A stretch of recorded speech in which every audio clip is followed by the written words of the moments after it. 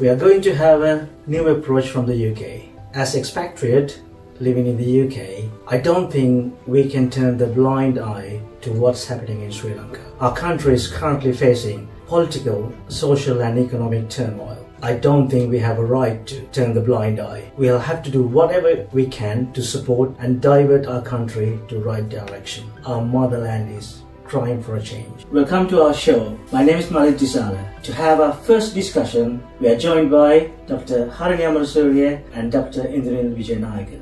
හරිනේ මේ සෙනසුරාදා අතිවිශේෂ වැඩක් ලන්ඩන් වල සිද්ධ වෙනවා. ඒක ගැන හැඳින්වීමක් කරලාම අපි කතාව පටන් ගමු. ඔව් මේ සෙනසුරාදා ඔබ දන්නවා දැන් අපි ලංකාවේ ගැහැණු අපි 1 මීටරට කියලා විශාල වැඩසටහනක් කරගෙන යනවා. හැම දිස්ත්‍රික්කයේම අපේ ජාතික ජනබලවේගයේ මාලිමාව වටා ගැහැණුන් සිය ගණනින් දහස් ගණනින් එකතු වෙමින් යන මොහොතක ලන්ඩන් වලත් ගැහැණු අපි 1 මීටරට කියන ඒ තේමාව යටතේ අපේ පළවෙනි ජාත්‍යන්තර සමුළුව කියලා කියන්න පුළුවන්. ඒක අපි කරන්න බලාපොරොත්තු වෙනවා. මම හිතන්නේ විශේෂිතයි පළවෙනි කාන්තා සමුළුව අපි මේ ලංකාවෙන් පිට ජාතික ජනබලවේගයේ හැටියට මාලිමාව හැටියට කරන්නේ. ගැහැණුන් 1 මීටර මාලිමාවට. හරිනේ දැන් අපි යුරෝපයේ ජීවත් වෙන විදිහට අපි දැක්ක පහුගිය අවුරුදු කිහිපයක් තුළත බ්‍රිතාන්‍යයේ ඒ වගේම යුරෝපයේ තව රටවල් වල ඉලෙක්ෂන් කැම්පේන් තිබ්බා. හැබැයි අපි මෑත ඉතිහාසය දැක්කේ නැහැ මේ යුරෝපේ රටවල් වලවත් මේ කාන්තාව මේ විදිහට දේශපාලනයට මොබිලයිස් වෙනවා. දැන් මොකද්ද මේ ගැහැණුන් 1 මීටර මාලිමාවට කියන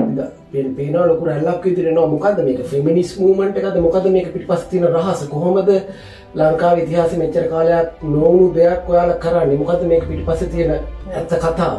හේතු ගණනාවක් තියෙනවා. එකක් 2022 සිද්ධ වෙච්ච ඒ පුරවැසි නැගිටීමේ ඉදිරියෙන්ම හිටියා ගැහැණු රටේ. ඒකට හේතුව වුණේ රටේ කඩාවැටීම, බිඳවැටීම, ආර්ථික අර්බුදය තදින්ම දැනුනේ මේ රටේ ගැහැණුන්ට. ඊට ඉස්සෙල්ලා කොවිඩ් කාලේ සිද්ධ වෙච්ච දේවල් වලිනුත් බැට කෑවේ ගැහැණු. අපි ඒ කාලේ දැක්කා ගෘහස්ත හිංසනය වැඩි වෙනවා. ගෙවල් වල තියෙන වැඩ ප්‍රමාණය වැඩි වීමත් සමග ගැහැණුන්ගේ මානසික සෞඛ්‍ය කඩා වැටෙනවා. මේ සියල්ලමත් එක්ක පීඩාවට පත්වෙච්ච ප්‍රධාන කණ්ඩායමක් හැටියට ගැහැණුන් අපිට හඳුන්වන්න පුළුවන්. ඒකත් එක්ක අපි ආරම්භ කරා අපිටත් තේරුණා සම්ප්‍රදායිකව ඉන්දුනීසියාවේ හොඳට දන්නවා අපේ දේශපාලන ව්‍යාපාරය තුළ ගැහැණුන්ගේ සහභාගීත්වය අඩුයි. ඒක අපිට වෙනස් කරන්න ඕනේ කියන තීරණයක් අපි ගත්තා. කියන්නේ පක්ෂය හැටියට අපි තේරුම් ගත්තා මේක වෙනස් වෙන්න ඕනේ කියලා. ඒක වෙනස් වෙන්න නම් මොකද්ද අපි කරන්න ඕනේ කියන එක ගැන කතාව හරහා අපි ගැහැණුන්ව විශේෂයෙන් ආමන්ත්‍රණය කරන්න වැඩසටහන් කීපයක් කරා. උදාහරණයක් අපි කොට්ටාස සභා හැදුවානේ. මේ කොට්ටාස සභාවල අපි කිව්වට ගැහැණුන්ගේ සහභාගීත්වය තිබිය යුතුයි. නිලධාරී මණ්ඩලය හදනකොට අනිවාර්යයෙන්ම ගැහැණුන් ඉන්න ඕනේ කියලා. ඒක අපි අවශ්‍ය ප්‍රමාණයට දැක්කේ නැහැ. එතකොට තමයි යෝජනා වුණේ එහෙනම් අපි කාන්තා සභා හදමු කියලා වෙනම. සහ ඒ කාන්තා සභා හදාගෙන ඉස්සෙල්ලා අපි ගම් මට්ටමින් හැම ග්‍රාම නිලධාරී වසමක සාකච්ඡා තිබුණා. ගෘහස්ත සාකච්ඡා. ඒ වගේ ඉතාමත් හොඳ ප්‍රතිචාරයක් තිබ්බා. ඒ ප්‍රතිචාරයත් එක්ක තමයි මේක හැදුනේ. එතකොට ඔබ දකින්නේ අර සමුළු එළියට පේන දේ. නමුත් ඒ සමුළු වලට පිටිපස්සේ සෑහෙන වැඩ ප්‍රමාණයක් වුණා. සහ අපි කතා කරපු දේවල් හරහා මම හිතන්නේ ගැහැණුන්ගේ මේ වෙලාවේ විශාල පීඩනයත් එක්ක ඒ පීඩනයට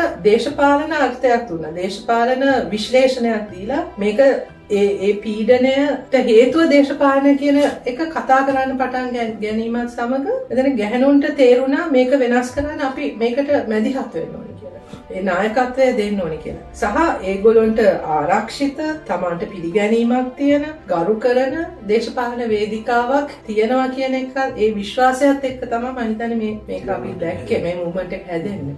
ඒ කියන්නේ මේක සරලව එහෙම ෆෙමිනිසම් නැත්නම් පිරිමි අභිමුඛ වෙච්ච ව්‍යාපාරයක් නෙමෙයි මේ වැරදි දේශපාලනයට විරුද්ධව කාන්තාවන්ගේ පීඩනය.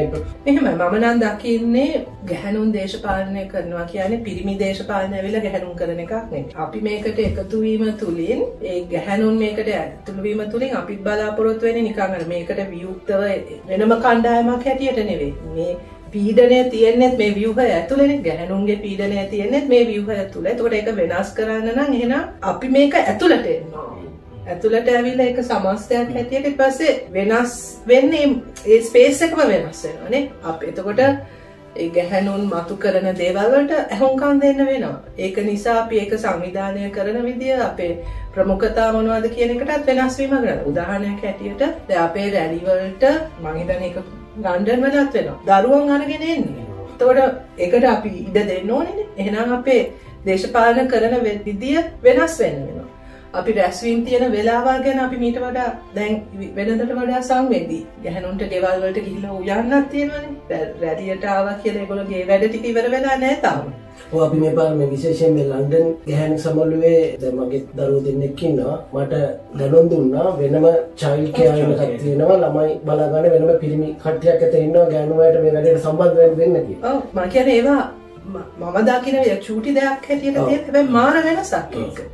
ඒක කියන්නේ ඒව හරහා තමයි මේක වෙනස් වෙන්නේ. අපි එතකොට අපි නිකන් ප්‍රතිපත්තියක් හැටියට කතා කරලා වැඩක් නැහැනේ. අපි ගැහණු වැඩ ඇරිලා වැඩට යන ගැහණු කියන කතාව කියලා වැඩක් නැහැනේ. ඒක එහෙනම් ප්‍රායෝගිකව මොකද්ද අපි ඒකට කරන්නේ නේ? ඉතින් ඒක අපි තේරුම් අරගෙන ඒකට සංවේදී ඒ අනුව අපේ භාවිතාව ඔක්කොම වෙනස් වෙනවා කියන එක තුලින් මට හිතෙනවා මේක ඇත්තටම අරින්දම කිව්වා වගේ මේක නිකන් සරලව බලන්න හොඳ දෙයක් නෙවෙයි.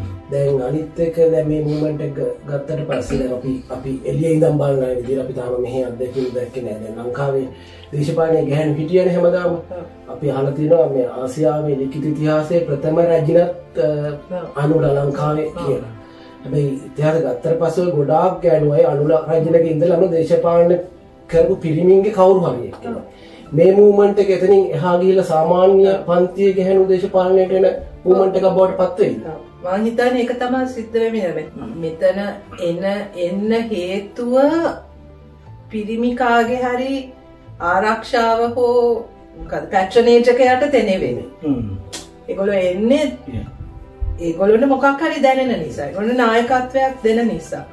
ඉතින් එතකොට මේක වෙනස් එකක්. මෙතන හැම ස්තරයකම ගැහණු නියෝජනය වෙනවනේ. වැඩ කරන ගැහණු, ගෙවල් වල වැඩ කරන ගැහණු, වෘත්තිකයන්, ගෙවිලියන්, දීවර කර්මාන්තේ, ගාමන්ට් සෙක්ටර් එකේ තේදලුනේ හැම කෙනෙක්ම මෙතන නියෝජනය වෙනවා. ඒ එන්නේ ඒගොල්ලන්ට මේ සමාජ ක්‍රමය තුල දැනෙන පීඩනයත් එක්ක ඒක වෙනස් කරන්න ඕන කියන ඒ අරමුණ සහය වෙනස් කිරීම ඒක තවදුරටත් කාටවත් බාර දෙන්නේ.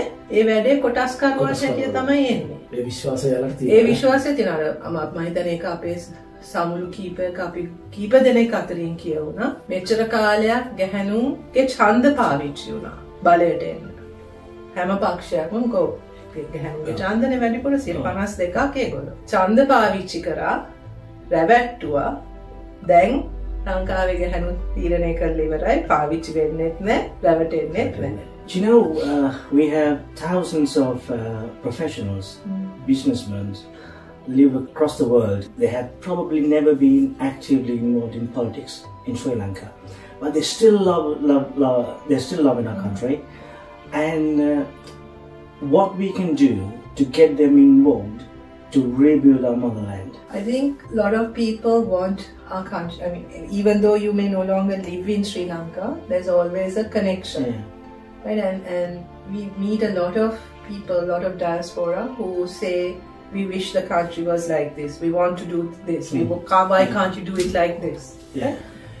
I think one of the things that we all need to realize is for that country to be the country that we all dream of, right? There needs to be a significant transformation politically, right? And if you want the country to be what you think it should be, then we need to also support the political transformation. Without that, you will not be able to, your sort of individual intervention is not going to help. Yes. Right? Yes. We need to think of it as that larger transformation that the country needs. And at this moment in time, anyone who has, I think, any feeling towards the country needs to make sure that this transformation will happen. Yeah.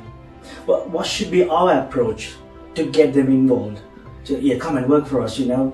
This is the challenge. This is the challenge, isn't it? Yeah. To speak to them, to approach, you know, to reach out to them.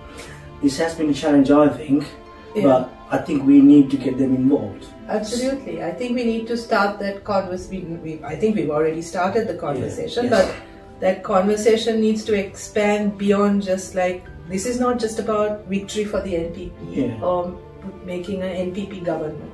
It's beyond that. You know? I mean, what we are aspiring to is a a change, a complete transformation, a renaissance. Right? Punarudaya කියලා අපි කියන්නේ.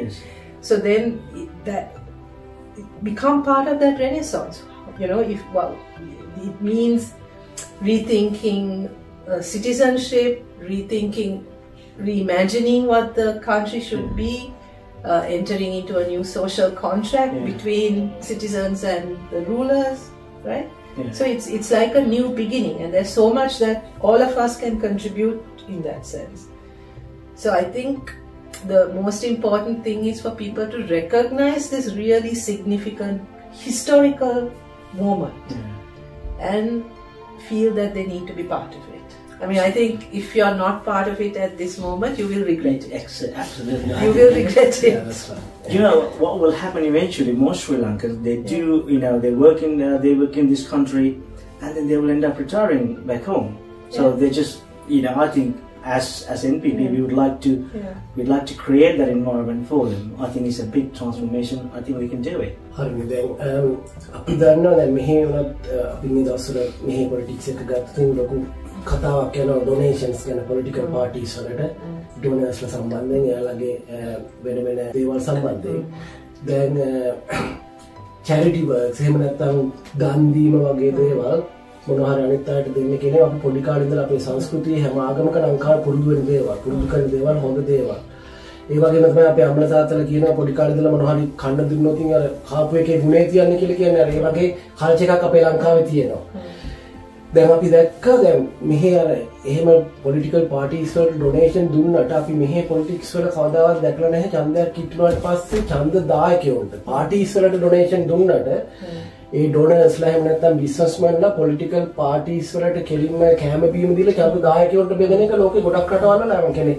එහෙම civilise campaign වල වෙන්නේ දැන් අපි දැක්ක ඉස්සර ලංකාවේ වුණා දැන් මොනවද මේ 70 කාලේ ඉඳන්ම හඳින් හාල් ගෙනත් දෙන්න පොරොන්දු වෙලා ඊට පස්සේ චන්දිකා 350ට පාන් දෙන්න පොරොන්දු වෙලා ඒ කාලේ ඉඳලා මේ කල්චර් එක ආවා. හැබැයි අපි හිතුවා අරගලෙන් පස්සේ පොලිටිෂියන්ලා මේ ලංකාවේ දේශපාලකයෝ ඒ කල්චර් එකට යන්න පොඩි ලැජ්ජාවක් තිබ්බා කියලා. හැබැයි අපි දැක්ක මේ පහුගිය මාස 2-3 ඇතුළත ආපහු විශේෂයෙන් කියනවා නම් නමින්ම කියනවා නම් සජිත් පෙරේදාස මහත්තයා ලොකු සහල් බෙදලා රැලියක් කරා කිලෝ 5 බෙදලා. ඊට පස්සේ ඒකට ප්‍රතිචාර විදිහට අපි දැක්ක ජනාධිපතිවරයා අදහස් දක්වනවා අරයා 5යි බෙදුවේ මම 20 ගානේ බෙදනවා කියලා. දැන් මේක අපිට පිටින් ඉඳන් බලනකොට නම් මේක නිකන් අර නිකන් පොඩි හිරිකිතයක් දැනන දෙයක් මෙහෙම මිනිස්සු බාල්දු කරන්න පුළුවන්ද කියලා. දැන් මේ කල්චර් එක දේශපාලන කල්චර් එක වෙනස් වෙලා නැද්ද? මොකද්ද ජාතික ජනබලවේග විදිහට මේක චැලෙන්ජ් එකක් වේද අපිට? මොකද අපි හිතනවා අපි මේ දේශපාලනය ප්‍රැක්ටිස් කරන්නේ නැහැ කියලා. කොහොමද තේරුම් ගන්නේ මේ ඩිවලොප් වෙන ට්‍රෙන්ඩ් එක? මම හිතන්නේ අද තියෙන ලොකුම මම හිතන්නේ නිකන් සුවිශේෂීම දේ තමයි රටේ මිනිස්සු වෙනස් වෙලා පාලකයෝ වෙනස් වෙලා නැහැ. හරි? රටේ මිනිස්සු දැන් ඉදිරියට ගිහිල්ලා පාලකයෝ පව් කරගෙන ගිහිල්ලා ඒක තේරුම් ගන්න බැරි දේශපාලඥයෙක් අද ඉන්නවනම් එයාට ආයෙත් අනාගතයක් නැහැ. ඒ පක්ෂවලට අනාගතයක් නැහැ. ඒක තේරුම් ගත යුතුයි. ඉතින් දැන් ඔය කියලා විස්තර කරපු එකෙන් තේරුම් ගන්නේ තාම තේරුම් ගිහිල්ලා නැහැ. ඉතින් අපි හිතන්නේ ඕක ලොකු බලපෑමක් වෙයි කියලා. ඒක එන්නේ කොතනද කියන එක කොතනින්ද එන්නේ කියන එකත් මම කියන්නේ ඒක තමයි තීරණාත්මක ඒක තමයි අපේ දේශපාලන සංස්කෘතිය වෙනස් විය යුතුම දේ. අපේ දේශපාලනය මෙච්චර කාලයක් ඒ සම්ප්‍රදායික ඒ මේන්ස්ට්‍රීම් පක්ෂ කරලා තියෙන ඒ පක්ෂ මැදිහත් උනේ ඔවුන් ඡන්දදායකයා එක්ක හදාගන්න සම්බන්ධතාවය හරිම අර මොකද අර ප්‍රවේණිකා ඒ වගේ එකක් නේ වැඩවසම් පේට්‍රන් කෙනෙක් ඉන්නවා එතකොට අර යටහත් පහත් කවුරු හරි කෙනෙක්. ඒතකොට ලොකු මහත්තුරු ලොකු නෝනලා ඒගොල්ලෝ එන්නේ ලොකු වාහනවල ඇවිදින්න එක විදියට ලොකු ගෙවල් වල මේ සාමාන්‍ය මිනිස්සු එක නෙවෙයි බලයක් ඒගොල්ලෝගේ නිකන් ඇඟෙම්ම පේනවා. ඊට පස්සේ ඒගොල්ලෝන් තමයි ඇවිල්ලා ඊට පස්සේ තමන්ව දෙන්නේ බේරගන්නේ රැකියාව දෙන්නේ ඔක්කොම එහෙම සම්බන්ධයක් නේ. හරිම පරතරයක් තියාගෙන මේගොල්ලෝ වැඩ කරන්නේ. එතකොට අර තමන්ගේ නියෝජිතයෙක් නෙවෙයි මහත්තයෙක් නෝන කෙනෙක්. එතකොට පුරවැසියෙක් සහ පාලකයෙක් අතර තියෙන සම්බන්ධතාවය නෙවෙයි. හරිම වැඩවසම් සම්බන්ධතාවය. ඉතින් ඒක පවත්වාගෙන යන්න නම් එහෙනම් ඔය දෙන ක්‍රමය එකක් නේ. ඒකින්දමනේ අපේ දරිද්‍රතාවය පිටු දක්වන වැඩසටහන් උනත් අන්තිමට යැපෙන වැඩසටහන් බවට පත් වෙන්නේ සමෘද්ධිද ජනසවියද දැන් අස්වැසුමද හරිනම් ඒවා සමාජ ආරක්ෂණ ක්‍රියාවලිය. ඒවා සමාජයක තියෙන්න ඕන වැඩසටහන්. නමුත් එහෙම නෙවෙයි ලංකාවේ වෙන්නේ. ඒකට ක්වොලිෆයි වෙන්න නම් ඒ සමාජ ආරක්ෂණය ලැබෙන්න නම් දේශපාලනඥයෙක්ගේ මැදිහත් වීම ඕනේ. තමන්ගේ අවශ්‍යතාවය අනුව නෙවෙයි. හරි? එතකොට අර බලය තියෙන කාගේ හරි පැට්‍රනේජ් එක නැතුව ඒක සිද්ධ වෙන්නේ නැහැ. ඒක විතරක් නෙවෙයි ළමයෙක්ව ඉස්කෝලේට දාගන්නද රැකියාවක් ලබන්නද ගෙදර ළඟ පාර හදාගන්නද හැම එකෙම අර ලොකු මහත්තයා ලොකු නෝනා මැදිහත් වෙනවා. ඒකෙන් මේ බලය පවත්වාගෙන යන්නේ. අද සිද්ධ වෙමින් පවතින්නේ ඔන්න ඕක වෙනස් වෙනවා. ඔය සම්බන්ධතාවය වෙනස් වෙනවා. ඒ රිලේෂන්ෂිප් එකම ඒ සම්මුතියනේ ඒ සමාජ සම්මුතියම වෙනස් වෙන යුගයක්.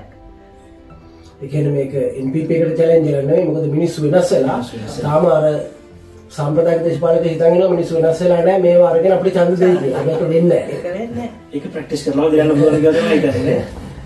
එහෙම වෙන්නේ නැහැ. Do you know, since last 7 decades, these politicians has been using divide and rule strategy to win the election and then maintain their power. And what do you think we can do as a short-term strategies to bring these marginalized communities together to rebuild the country? Because I know to build a Sri Lankan nation, it will be a long-term plan. But to try and bring them together to work with us, what can we do? I think people need to feel that the platform that we are creating is one where they will be heard, they will be respected, and that even though we might have differences, they will be given a hearing. There will be a dialogue. We will never stop talking to any group. Yes. However, whatever the differences are, right? So that keeping those lines of communication and dialogue open are really, really essential. Because that in itself will be a huge shift in the way that political parties function. Right? You're not excluding anyone. Yes. It's an inclusive space. But then there are lots of it's not a typical election. It's not that kind of moment. This is no longer about when we come into power we will give X, Y, Z. This is transforming the way in which things are happening, in the way in which a people's representative actually functions. Yes. Right? So I think we need to think in terms of that transformation also, and not just about a very immediate transactional kind of thing. Okay, if I vote for them, I will get this. I don't think anyone who's coming with us on this journey thinks like that. Why this movement is gaining ground is because people are excited by what it the future that it's aspiring to, the kind of hope that it's creating. Right? I think they will have a say in our platform. And they will have a say. And that they feel heard, that they feel included in this process. I think that's, and it's also a work in progress. I'm not saying that, everything is fine and everything has been worked out. I think this needs to grow even more. Yes. More and more people need to come in and join this movement. So I think that's what we can immediately offer, because I think that shift in the way we work will bring about such relief to people. Right? That they no longer have to have that dependency or that sort of that dependency on or that insecurity that unless they are that they're connected with those in power, that their lives are insecure. They don't need to feel that, right? Once a government is elected, the government has to work for everybody, irrespective of whether they voted for you or not, right? And I think for the first time, that is what's going to happen. Yes. Right? A government for the people that actually puts the people their needs ahead of everything else. Yeah. Right? So I think that's significant. Having said that, we can't sort of dismiss the fact that there's a significant number of people in our country who are living on the edge, right, and who are really struggling for their basic things. So that relief has to be immediately felt also. Yeah. Right? I mean, we can't expect everyone to say, okay, Overnight, isn't it? Yeah. Yeah, there are immediate things that need to be done, and I think the most important three things that we are focusing on is food security, health, education. Those three need to be guaranteed for everyone. My next question is, world order is changing. BRICS is emerging. How we can, implement a foreign policy to this ever-changing world order? I think the most important thing is that you have a foreign policy first. Yes. I mean, I think up to now we've dealt in a system where we don't have a policy. Whatever engagement that you have with each country is based on a minister's whim and the kind of commissions or deals that the minister and the minister's followers think that they can get out of a particular engagement, right? But I think, first of all, we need to recognize where we are, our strategic locations, right? And how the world has changed. As you said, it's no longer, it's a multipolar world. There are different axes of power, right? New countries emerging as leaders in the region, right? So we need to take all of that into account. We also need to recognize where we are, right, as a country right now, right? We are in a very vulnerable situation where we can't dictate to other countries, right? No, I mean, we've been going around with the begging bowl. We are in debt to half the world, right? So there's our negotiating power is also not great, right? But if we go to a country, and I mean, we've been doing that, no? When we talk to our diplomatic community, one of the things I think that they appreciate about us is that they recognize that we have a vision for the country and that we are talking to them based on that vision.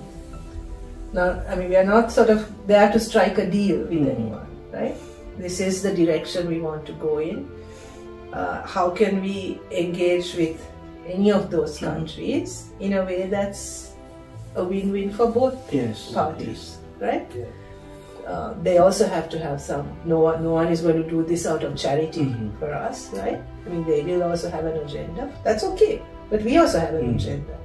And where can we make sure that there are aspects of that agenda where we can collaborate?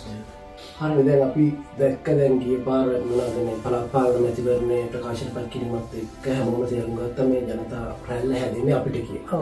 දැන් යාලා පහුගිය අවුරුදු පුරාම ඡන්ද කල් දාලා මේ රැල්ල බිඳින්න විවිධ අතට අහු වෙන දේවල් වලින් NPP එකේ පාර්ශව වලට ගහනවා. පුද්ගලයන්ට පාර්ශව වලට 88 මේ එක එක දේවල් ගේනවා. හැබැයි වෙච්ච දේ තමයි මේ වෙනදා වගේ මේ එකක්වත් වැඩ කරන්නේ නැහැ.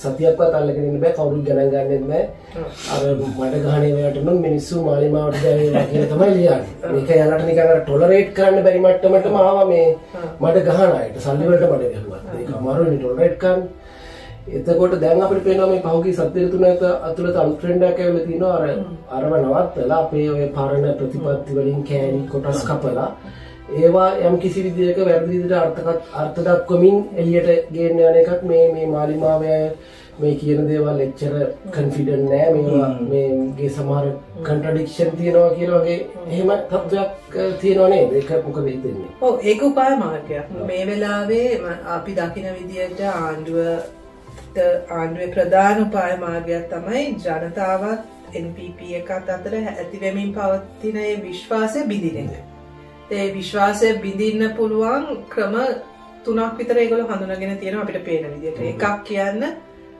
අපි වෙනස් නැහැ. අපි ඒගොල්ලෝ වගේමයි. හැමෝම එකයි. හරි. ඒ ඔය කිව්වට මේගොල්ලෝ වෙනස් කියලා ඇත්තටම වෙනස් නැහැ. වෙනස් නැහැ. ඒකට ඒගොල්ලෝ කියනවා උදාහරණ ආණ්ඩුත් කරා ආණ්ඩුවල හිටියා ආණ්ඩු බලයට ගේන්නත් හිටියා. ඉතින් මේගොල්ලොත් මේ 75ටම මේගොල්ලොත් වගේ කියන්න ඕනේ. හරි ඒක එකක්. එතකොට අනිත් එක තමයි දැන් මේ රට ස්ථාවරයි රනිල් වික්‍රමසිංහ ආරම්භ කිව්වේ පාර්ලිමේන්තුවේ මොකද ගින්දරට පැනලා එයා රට බේරගත්තා කියලා. හරි. එතකොට එහෙනම් මේ යන එක දැන් ඩිස්ටර්බ් කරන්න එපා.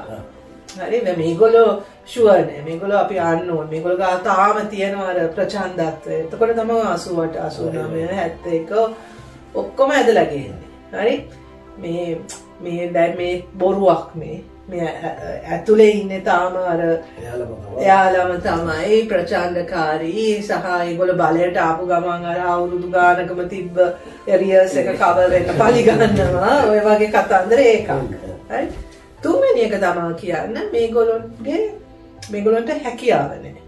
බලන්න මේගොල්ලෝගේ ප්‍රතිපත්ති වල තියෙන වැරදි මෝඩයි අරවා මෙහෙම කතා තියෙනවා. එතකොට මේ අපි 2019 වෙනස්ම තත්ත්වයක් තුල ලියපු ප්‍රතිපත්ති වල අකුරක් ගානේ මේ දවස්වල රිසර්ච් කර හොය කියවමින් මොකක් හරි එකක් අල්ලගෙන මේ හැම සතියකම මොකක් හරි කෑල්ලක් එළියට දානවා.